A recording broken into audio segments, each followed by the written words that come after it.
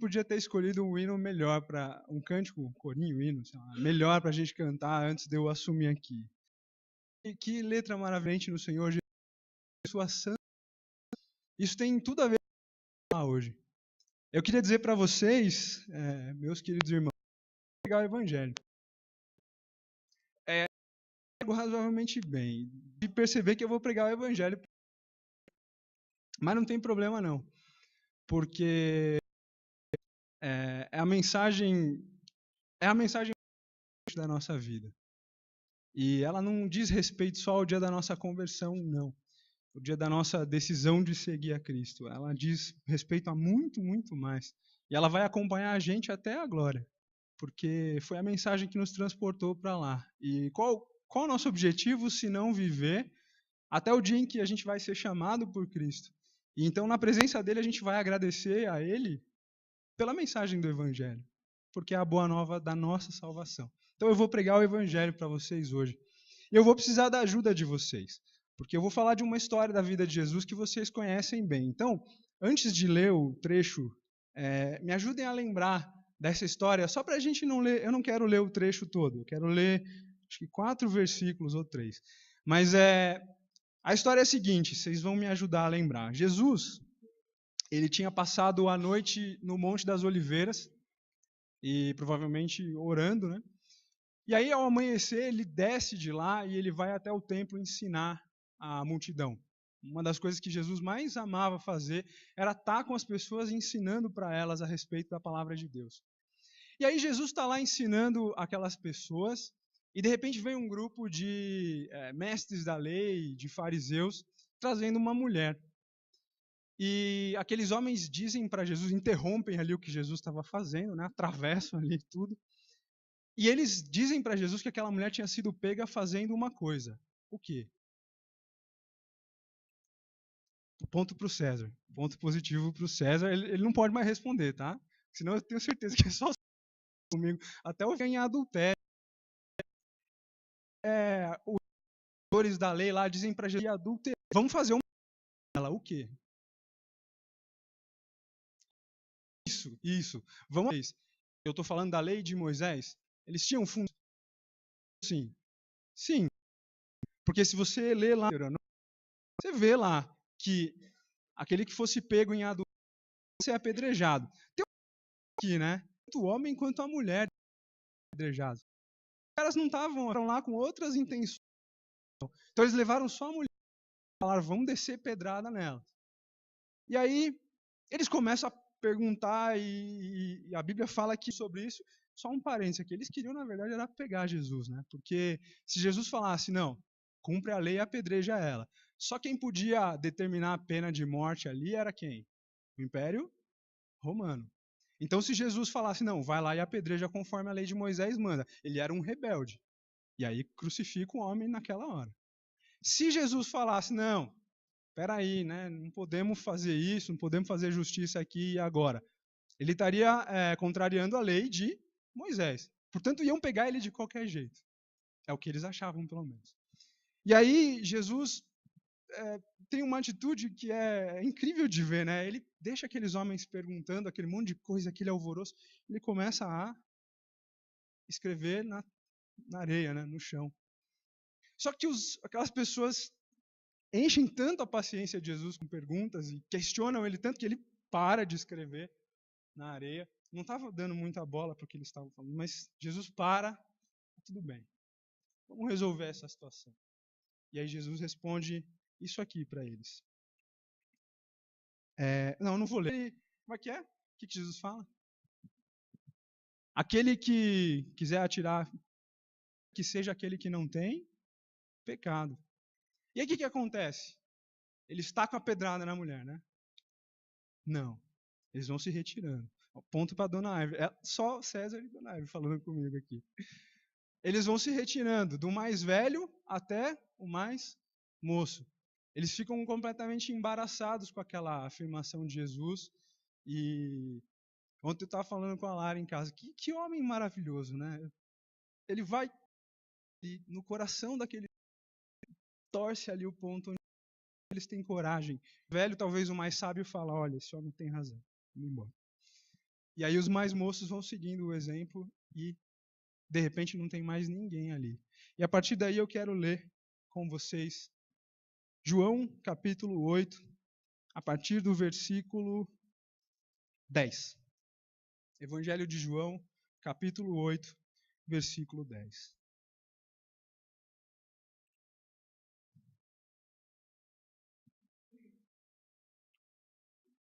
Jesus fica de e vai conversar com aquela mulher. Então Jesus põe-se em pé e perguntou-lhe ela. Declarou Jesus: eu também tenho a sua vida de pecado. E falando novamente ao povo, Jesus disse: eu sou a luz do mundo, e quem me segue nunca andará em trevas. Feito a essa breve conversa de Jesus com aquela mulher, que eu gosto, porque a mulher ele diz respeito, ele é muito semelhante e é uma de nós. Jesus e na beira tornam essa a cena em quando eu fui apresentado a Jesus, eu me encontrei com ele e eu tomei a minha decisão de seguir um dia. Entrando direto no nosso, a primeira coisa conhecidas mais adiante nas cartas, e a gente vê coisas sendo explicadas, esmiuçadas, de modo que a gente pudesse ter a compreensão que mas a gente chama de justificação. Aquela mulher tinha sido pega fazendo o acordo com a lei. Ela estava pré-apedrejada ali. E ele dialoga com os dela, com base na autoridade que tinha, e ficam sem palavras, emudecem.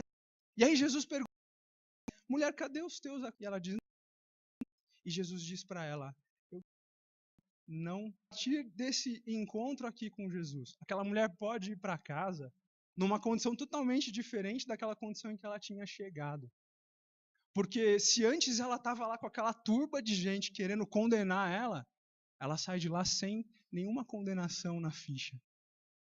Porque Jesus tirou essa condenação. E a mesma coisa aconteceu com cada um de nós. E quando a gente lê lá na carta de Paulo aos Romanos, no capítulo, não precisa abrir, eu vou lendo aqui, mas quando a gente lê lá na carta de Paulo aos Romanos, no capítulo 5, versículo 1, a gente ouve Paulo dizer: justificados, pois, por meio da fé, temos paz com Deus em Cristo Jesus. Justificados. A Bíblia ensina que no momento em que eu olho para Jesus e eu entendo que Ele é o meu Salvador e que Ele deu a vida por mim, a Bíblia fala que se eu tomo a decisão de segui-lo, eu sou unido com Cristo. Eu me torno um com Ele em espírito. E se antes eu estava envolvido por pecado, e a única coisa que podia ser vista em mim era pecado, quando eu tomo a decisão de seguir Jesus, quando eu me encontro com Ele, e eu me torno um com Ele, eu sou envolvido pela justiça dele. Justiça do próprio Deus. A Bíblia fala que Jesus tira o pecado da nossa conta. A gente estuda lá naquela doutrina da imputação. Ele tira o pecado da nossa conta e ele atribui a nós a justiça dele. É um presente, é uma dádiva. Nenhum de nós era capaz de ser justo como Jesus foi justo. Mas pela graça, porque ele quis fazer assim, ele atribui a nós a sua justiça. Então a gente é envolvido pela justiça de Deus. De modo que Deus, quando olha para a gente, ele nos vê justos. Ele nos vê justificados. Ele olha para nós e ele nos vê através de Jesus. E ele vê que Jesus já pagou o preço. E, portanto, a gente sai justificado. Ah, ninguém te condenou? Não. Eu também não te condeno. E é isso que a gente ouve de Jesus também. Porque quando a gente lê lá em Romanos 8:1, eu amo a carta de Paulo aos Romanos. Romanos 8:1 diz o quê? Agora, pois, nenhuma condenação há para os que estão em Cristo Jesus. Justificação. Foi isso que aconteceu com essa mulher aqui, e foi isso que aconteceu comigo, e foi isso que aconteceu. Se você nenhuma eu não te. E por quê? Porque Jesus já pagou. e a gente não precisa mais pagar. Maravilhoso, é maravilhoso. Gosta de ler esses versículos e a gente gosta de lembrar o fato de que somos justificados. Então não há mais condenação sobre nós. Eu me alegro demais de lembrar dessas coisas, eu sei que vocês também. Mas eu quero continuar nessa cena aqui de Jesus com aquela mulher, porque junto com a justificação, a obra consumada de Cristo na cruz faz por nós uma outra coisa. E essa outra coisa a gente vai descobrir continuando na nossa leitura. Mas antes da gente ler, a gente pensa no seguinte: aquela mulher era uma mulher adúltera. Eu não sei se ela praticava aquilo com frequência ou não, mas pela reação daqueles homens aqui, pelo pecado em que ela foi apanhada, a gente vê que ela não tinha talvez não tivesse uma vida moral muito certinha, né? Muito nos eixos. O apóstolo Paulo, ele faz uma listinha de pessoas que talvez tivessem características semelhantes à dessa mulher antes dela se encontrar com Jesus. Se você abrir sua Bíblia lá em 1 Coríntios, capítulo 6,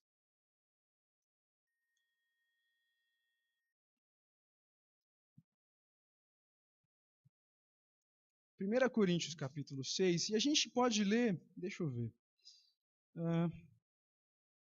a partir do versículo 9. Olha só, se essa lista aqui, talvez, a gente não poderia incluir nela aquela mulher que se encontrou com Jesus. Vocês não sabem que os perversos não herdarão o reino de Deus? Não se deixem enganar nem imorais, nem idólatras, nem adúlteros, nem homossexuais passivos ou ativos, nem ladrões, nem avarentos, nem alcoólatras, nem caluniadores, nem trapaceiros herdarão o reino de Deus. Talvez aquela mulher pudesse ser incluída aqui nessa lista, né? Será que, de repente, algum de nós poderia ser incluído nessa lista? Se você achar essa lista meio pesada, se você nasceu num bom lar e foi educado por uma boa família e achar que essa lista aqui é muito pesada, talvez você deva dar uma olhada na lista que tem lá em Efésios 2. Eu não vou ler, mas Efésios 2, Paulo fala sobre um grupo de pessoas nos quais todos nós estávamos incluídos. E essas pessoas são descritas como inimigos de Deus. Naturalmente fazedores de coisas que vão contra aquilo que Deus considera justo e puro e santo. Então, se você achar essa lista aqui de 1 Coríntios meio pesada para se incluir, dá uma olhada depois na lista de Efésios 2. E você vai ver que ninguém escapa. Nem a gente, nem aquela mulher, e ninguém. Mas Paulo continua falando aqui nesse trecho que as pessoas que um dia andaram assim, mas se encontraram com Cristo, passaram a ocupar uma nova posição. Dá uma olhada no versículo 11. Assim foram alguns de vocês, mas vocês foram lavados. Foram santificados. Não sei, agora a versão pode ser diferente. Eu vou ler na minha. Assim, alguns de vocês, mas vocês foram lavados, foram santificados, foram justificados no nome do Senhor Jesus Cristo e no Espírito de nosso Deus. Quando a gente se encontra com Cristo, a obra consumada, também a obra consumada de Cristo na cruz, nos santifica. Ou seja, quando a gente deposita a nossa fé em Jesus, a gente é colocado em uma nova posição. Porque quando Deus olha para a gente através de Cristo, Ele nos vê como pessoas que foram santificadas. Isso falando do ponto de vista posicional, de posição. Deus já nos vê separados do pecado. Estão em Cristo. Já são vistos dessa forma por Deus, como santificados, como separados daquela realidade suja do pecado. É assim que nós já somos vistos por Deus. Lá em Colossenses, eu peguei aqui um monte de versículo. Hoje é gincana de achar página aqui. Dá uma olhada em Colossenses, capítulo 1 e versículo 22.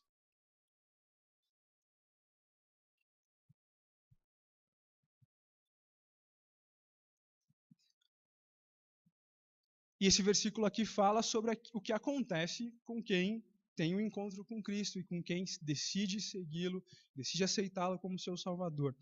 Mas agora ele, e aqui fala sobre Deus, né? Mas agora ele os reconciliou pelo corpo físico de Cristo mediante a morte, para apresentá-los diante dele como santos, inculpáveis e livres de qualquer acusação, ou irrepreensíveis, como diz algumas versões. Esse versículo me diz que desde já eu sou visto por Deus como santo.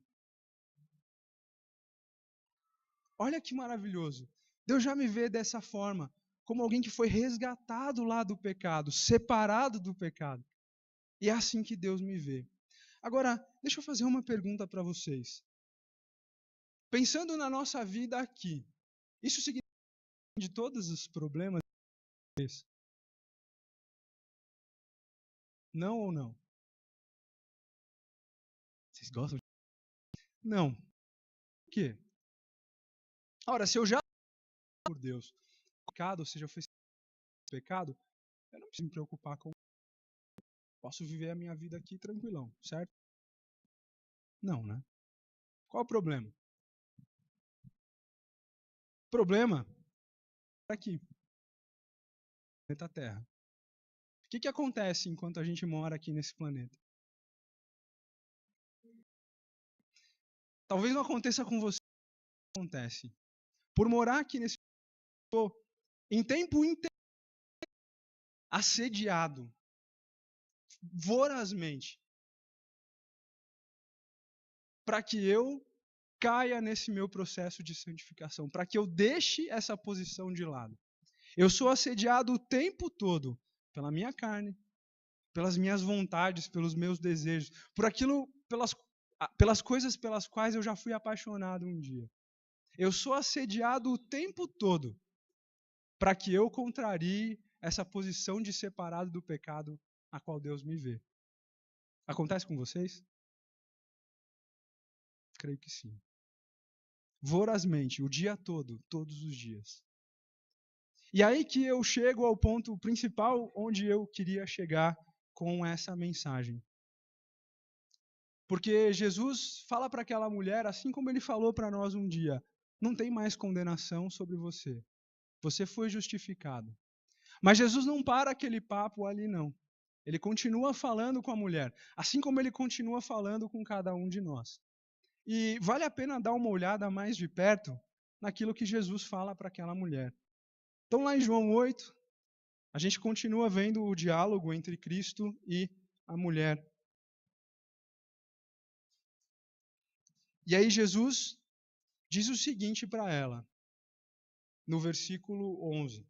Declarou Jesus, eu também não a condeno. Agora vá e abandone a sua vida de pecado. Muito bem.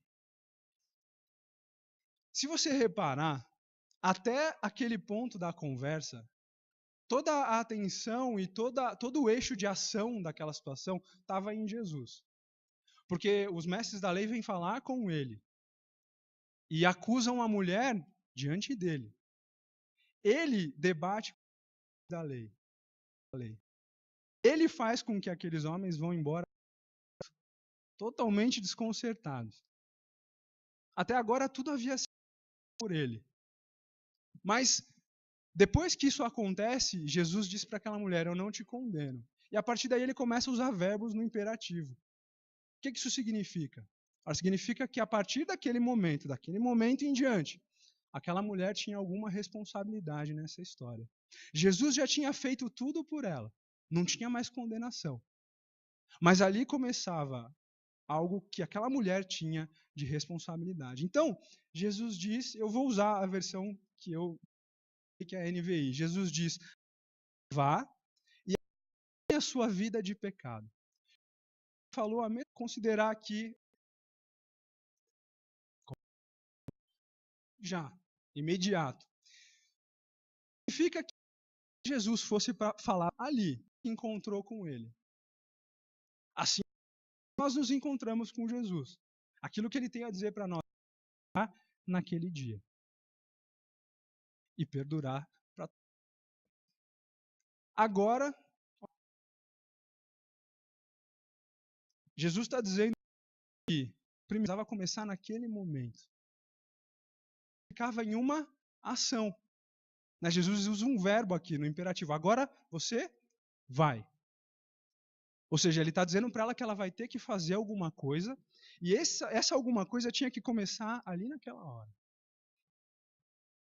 E aí Jesus diz para ela, agora vai e abandone. Abandonar é uma palavra meio forte, né? E quando a gente usa abandonar, geralmente a gente tem uma carga negativa nessa palavra. Pensa comigo nesse exemplo. Ó. Imagina que você lê no jornal uma manchete assim. Homem abandona mulher e 7 filhos. A manchete lá na capa do Diário de São Paulo, agora São Paulo. Aquele jornal bem apelativo, né? Homem abandona família, mulher e 7 filhos. Quando você lê essa notícia, você vai pensar o quê? Que aquele abandono foi lento, gradual, talvez meio indeciso. Por exemplo, o homem chega em casa um dia, dá aquela olhada na mulher, você engordou, né? Tá mais cheinha. Aí passam uns 2 meses, o homem chega de novo para a mulher e fala: você faz 50 no que vem, né? Então tá bom. E aí passa mais 2 meses, ele chega para a mulher e fala: o negócio é o seguinte, eu estou considerando a possibilidade de abandonar essa casa, mas eu ainda não sei, ainda não tomei minha decisão, mas se fosse você, eu já ia fazer um pé de meia, porque se eu sair, nem pensão eu vou pagar. E aí passam mais uns 2 meses, ele chega de novo para a mulher, senta com ela na mesa e fala: então, eu acho que eu tomei minha decisão, mas eu estou pensando em ficar até o fim do ano, porque tá bacana, eu ainda estou meio sem grana, preciso juntar um dinheiro para alugar um apartamento novo, então, mas a partir do ano que vem, esquece, que eu não estou mais aqui, tá bom? Foi assim? Homem abandona a mulher e 7 filhos? Não foi, né? Não foi desse jeito. Quando a gente usa essa palavra, a gente pensa que, nesse caso, o esdrúxulo que eu inventei, que o homem saiu, deu no pé, sem mais nem menos e sem deixar vestígios, sem intenção de voltar. Simplesmente decidiu e saiu. Nem olhou para trás. Se bobear, nem fechou a porta. Para nunca mais voltar. Essa é a ideia de abandonar. E essa é a ideia desse abandonar aqui. Agora, você vai e deixa para trás. Agora, sem pensar, sem fazer planos, sem intenção de voltar. E Jesus termina a frase dele então e diz: vai e abandone a sua vida de pecado. Agora vá e não peque mais. Aquela mulher até então, ela vivia debaixo de um paradigma. Assim como cada um de nós também viveu debaixo de um paradigma, que a palavra chama de lei do pecado e da morte. E fazer aquilo que era contrário a Deus não era escolha, era condição. Mas a Bíblia fala que depois do nosso encontro com Jesus, a gente é colocado debaixo de um novo paradigma que a Bíblia chama de lei do Espírito da vida. Morte de um lado, vida do outro. Duas realidades totalmente incompatíveis. E Jesus nos chama a andar nessa nova realidade. Agora, vá e abandone a sua vida de pecado. Jesus nos chama para um novo estilo de vida. Não houve ali entre ele e aquela mulher qualquer discussão sobre se seria possível ela viver da forma que ela vivia antes, não. Jesus é bem categórico. Ele é gracioso, mas ele é categórico e firme. E ele diz: eu não te condeno, mas agora você vai e deixa a sua vida de pecado para trás. Cada um de nós aqui ouviu essas palavras de Jesus também. E continua ouvindo essas palavras até hoje. O que Jesus propõe para essa mulher é explicado depois lá na carta aos Romanos de novo. Se você puder abrir sua Bíblia, leia comigo a recomendação de Paulo, que é totalmente baseada nessa ordem de Jesus para aquela mulher. Romanos 6. E eu vou ler a partir do versículo 11.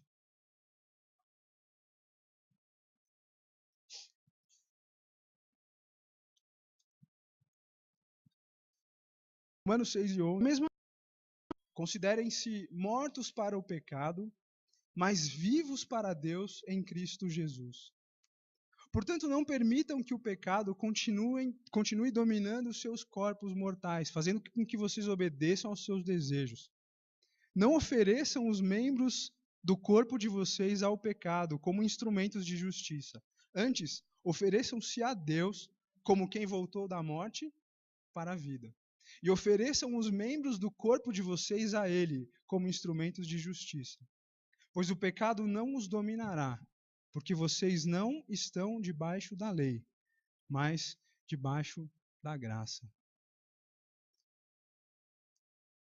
Esse trecho, totalmente baseado naquilo que Cristo diz para aquela mulher, nos diz que quando a gente está debaixo desse novo paradigma, debaixo dessa lei do Espírito da vida, é totalmente possível viver em santidade.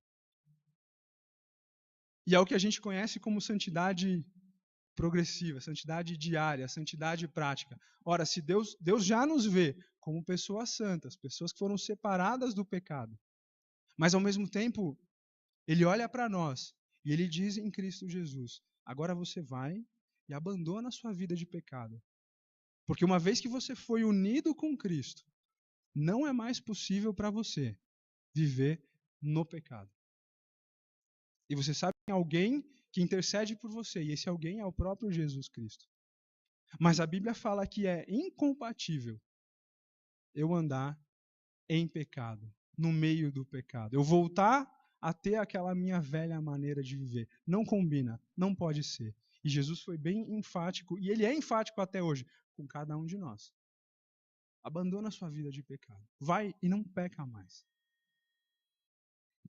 Agora, eu acho maravilhoso o modo como João continua descrevendo aquilo que aconteceu na vida de Jesus logo depois desse encontro com aquela mulher.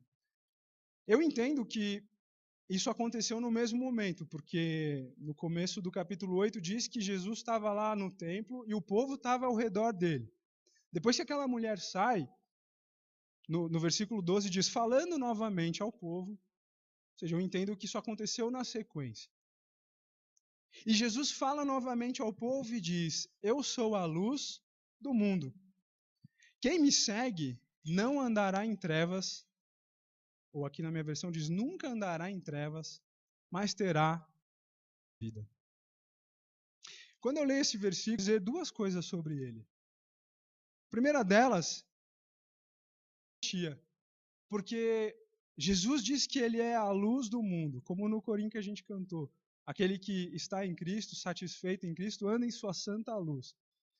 E Jesus é a luz, e quando a gente decide segui-lo, ele nos garante que a gente não vai mais andar em trevas. Ele nos liberta da cegueira, da escuridão espiritual. A Bíblia diz que Jesus nos libertou do império das trevas e nos transportou para o reino do Filho do seu amor. Então é uma garantia. Eu sou a luz do mundo. Quem me segue não andará em trevas, mas terá a luz da vida. Eu sou salvo das trevas, sou protegido das trevas. Sou livrado da minha cegueira espiritual. Não vou mais andar em trevas. Mas se eu olho para Jesus e vejo nele a luz do mundo, eu não posso mais voltar a andar em trevas. Eu fui chamado para uma nova realidade de vida e eu não posso mais voltar atrás. Ele me liberta e ele diz aqui: quem me segue não andará em trevas. Ou seja, é inadmissível, é incompatível que você volte a andar no caminho que você andava antes. Porque ele é a luz do mundo. Se você o segue de fato, você está livre sim das trevas e de forma alguma pode voltar a andar nelas. É belo de ver que isso é totalmente harmônico com aquilo que João escreve nas suas cartas. Dá uma olhada lá na primeira carta de João, no capítulo 1.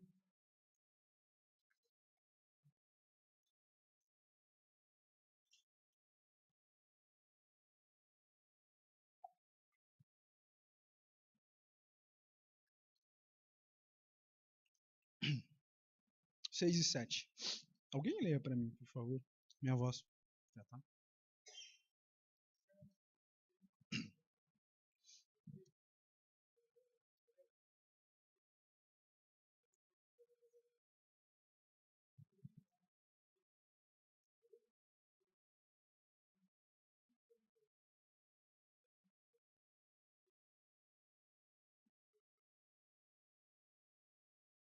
Quem segue Jesus não pode andar nas trevas. Esse trecho diz que se alguém afirma que tem comunhão com ele, mas anda em trevas, ou seja, volta aos velhos hábitos, não faz questão de se livrar deles, está mentindo quanto à sua decisão de andar na luz. Vocês percebem como isso aqui é sério?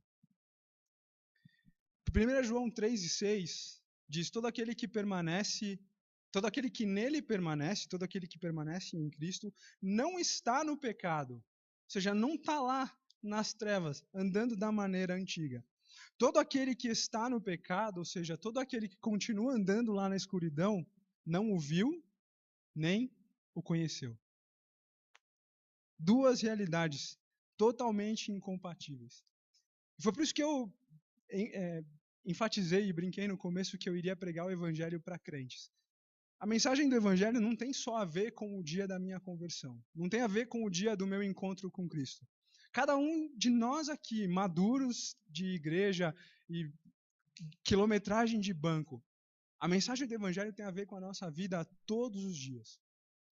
Porque ela não é só o anúncio da boa nova da salvação e da justificação, mas ela também é o chamado à santificação diária. Porque a gente se coloca e se faz um com Jesus, que é santo. Assim como Deus é santo. E, portanto, a gente também deve ser assim. É assim que ele nos chama a andar. E isso tem a ver com o nosso cotidiano. Isso tem a ver com a nossa vida lá fora. Muitas vezes a gente evangeliza pessoas e pensa que o evangelho está relacionado só à libertação de uma vida devassa, de uma vida moralmente toda estragada. Mas aí, eu que tenho 20 e tantos anos de igreja, me pego comendo demais. Ou bebendo demais. Ou eu me pego resmungando o tempo todo. Aquele coração amargo. Quem senta do lado já sente a língua formigando, de tão amargo que a pessoa é. Ou quando eu estou sozinho no meu quarto lá, boiando a deriva lá na internet. Ou quando eu estou no trabalho e tenho a oportunidade de repente, fazer uma coisa que não é tão certa, mas que vai me resultar em coisas positivas. A gente é muito rápido e enfático ao celebrar a justificação. Mas a gente nem sempre tem a mesma rapidez e a mesma vivacidade em pensar nessa obrigatoriedade. Porque Jesus não dá uma escolha, mas ele chama e fala: agora vai e abandona a sua vida de pecado. E essa é a caminhada diária. E nem sempre a gente é tão enfático. Então, a gente não lembra disso com tanta cor, como quanto a gente lembra de que fomos justificados e fomos libertados do pecado. É bom lembrar de tudo, porque é uma obra completa. É uma obra que tem um todo. E nenhuma das partes deve ser negligenciada. Uma última lembrança. Com Cristo é necessário que a gente tenha uma vida compatível com essa decisão. E isso é importante por inúmeros que eu gostaria de deixar. É que a nossa caminhada diária de santificação, a minha, a sua, de todos nós aqui, ela tem relação direta com o nosso futuro. Lá em Hebreus 12:14, você não precisa abrir, eu estou com o versículo aqui, se você quiser, fique à vontade. Mas Hebreus 12:14 diz: esforcem-se para viver em paz com todos e para serem santos. Sem santidade, ninguém verá o Senhor. E lá em 1 João, no capítulo 3, abre comigo lá. Você já deve estar perto. 1 João 3.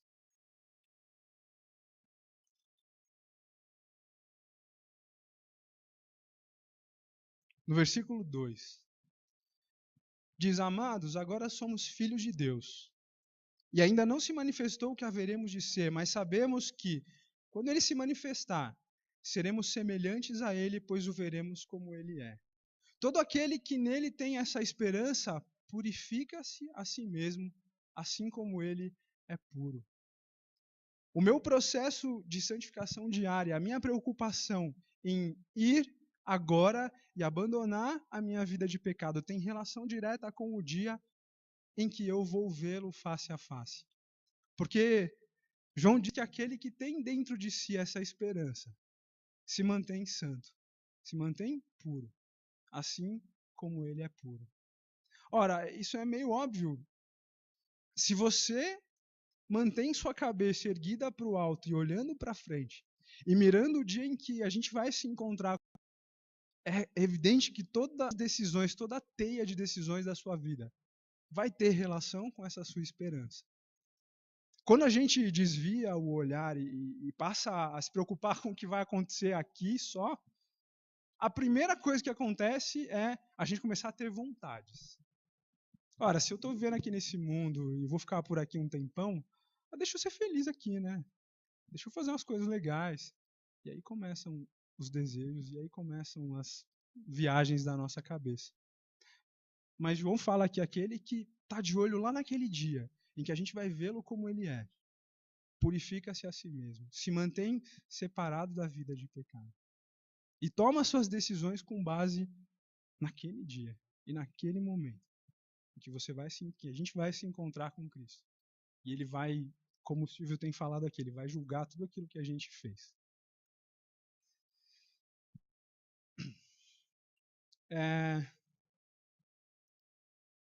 Eu resolvi falar sobre isso porque, assim como também estava comentando com a Lari é meu sparring de mensagem, né? Eu testo ela primeiro para depois falar com vocês aqui. Mas eu estava falando com ela, eu tenho certeza que a gente vive os últimos dias. E eu falei, se eu tiver que pregar até os 90 anos de idade, eu acho que eu vou falar isso toda vez. A gente vive últimos dias, não sei se serão últimos dias até 2064, 3414, mas a gente vive últimos dias. E a volta de Cristo está se aproximando. E à medida que esse dia se aproxima, eu tenho certeza que a gente vai ser cada vez mais assediado como povo de Deus. Vocês estão observando o que está acontecendo no processo eleitoral? Estão observando como o povo de Deus tem sido assediado, seja com interesses eleitorais, seja sendo atacado por pessoas que discordam, enfim, de posições cristãs. A gente vai ser cada vez mais assediado. Seja por quem quer nos atacar frontalmente, seja por quem chega pelas beiradas, oferecendo coisas agradáveis, mas que no final vão nos derrubar. E, queridos irmãos, a Bíblia faz um chamado muito claro à nossa responsabilidade de viver em santidade. Como eu disse antes, às vezes a gente dá muito peso e celebra com muita vivacidade a justificação e termos nos livrado da culpa do pecado. Mas às vezes a gente negligencia um pouco esse chamado à santidade diária, progressiva, cada vez maior. Eu não estou falando aqui da igreja, porque a gente é bem equilibrado em ensinar doutrinas. Mas eu estou falando da gente como indivíduo lá na nossa casa. A nossa teologia do metrô, a teologia do trânsito, a teologia da faculdade, a teologia de quando eu estou sozinho com a minha namorada no carro, a teologia do meu escritório. Às vezes eu sou muito rápido em pensar, puxa vida, se eu pecar, Deus me perdoa. Mas não sou tão rápido em lembrar que Cristo me chama a ser santo. E abandona a sua vida de pecado.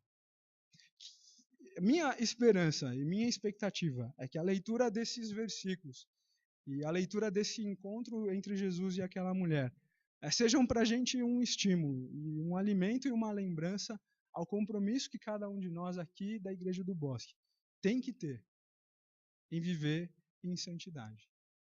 Porque aquele que nos chamou é santo, e ele exige que a gente viva dessa forma. Cada um de nós aqui tem suas pedrinhas no sapato.